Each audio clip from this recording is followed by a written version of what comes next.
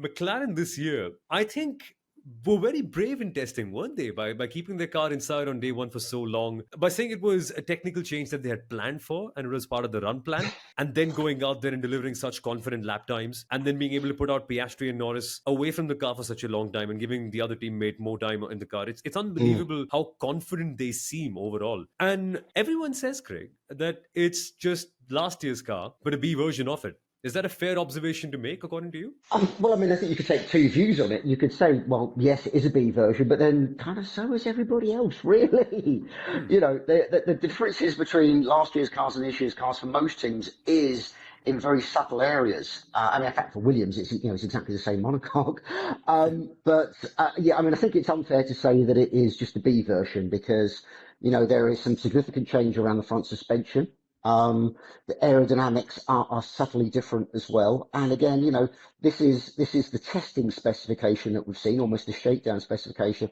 There'll be updates over the first few races, and then obviously they'll get into the big things. I think what's interesting is that McLaren have produced some performance in testing that we've not seen from them in almost as long as I can remember. It's probably going back to, the old days when they would turn up with Alain Prost and Senna, 3 days into the final test with their new car and just blitz everyone. McLaren have almost a tradition ever since of having a car that doesn't perform well initially, having a big update to it through the season or updates to it through the season and getting their performance, midway through the year. And that has certainly been the case over the past few years, as you very kindly pointed out, I mentioned earlier, in our previous conversation. So I think the fact that McLaren tend to be a late developer, shall we say, are already setting the pace with a lot of confidence, is, potentially worrying, because if they can then add performance through the year as well, then that's looking like it's a very good year for McLaren. But again, I don't think this year is going to pan out as it has done under maybe the recent eras where you would have had, Ferrari dominance, Red Bull dominance, Mercedes dominance, Red Bull. I think this year is going to be much more like last season where you're going to have 8 winners, maybe more, winning 1 or 2 races through the year. I don't think people may get back-to-backs, but I don't think we're going to have an extended period of dominance, even if we reach the first European race, which is at San Marino, after, the first flyaway races. You could have had one team dominate them. You get the updates at Imola, and everything changes. And that's going to happen. That's going to happen again and again as we reach different parts of the season, the summer break, teams starting to break off for 2026 development, teams running out of budget because their teammates have been crashing into each other so much and just racking up huge bills. So it's going to be a season that tumbles a lot. So I think the main thing, because I've noticed this on, throughout social media and everyone's reporting on testing, is that, it's going to be a McLaren year. And while I don't doubt McLaren may have the best car at the moment, and perhaps over the whole season, that isn't, just a one-sided story. But certainly the car is looking good. They've been quite adventurous with the front suspension. Everyone's talking about the angle of the front wishbones, which a lot of people slightly incorrectly term anti-dive. It's actually much more an aerodynamic thing than a vehicle dynamic thing. And also how they play about with the steering rack, which I was looking at today, put some pictures out on social media. They were quite radical with it last year. They've gone even more radical in trying to get performance out of the track rod, which steers the front wheels, which has been very much a benign part of Formula One cars for many years. There's a fairly simple way they tend to set it up now. They've actually got it crossing underneath the front suspension, makes it quite a powerful device. So, I think McLaren have kind of got it to prove.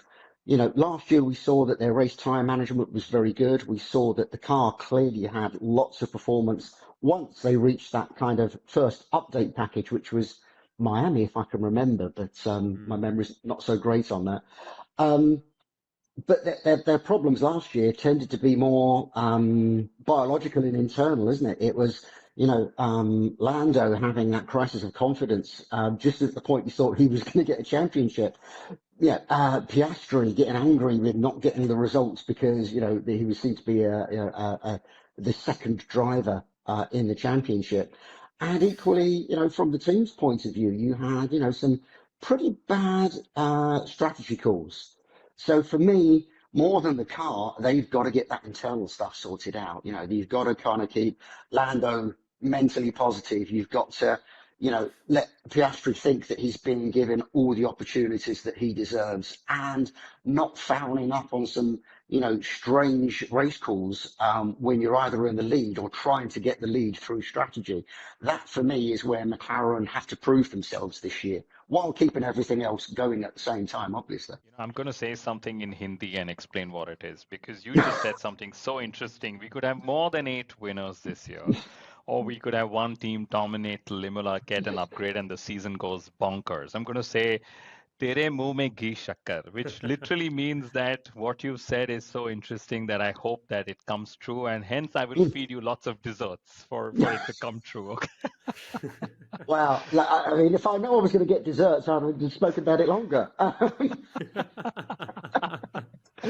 But I think the one thing that you nailed about McLaren, these biological issues within the team, and Andrea Stella has been very vocal about how it's a new team, even though it's carrying the legendary name of McLaren forward.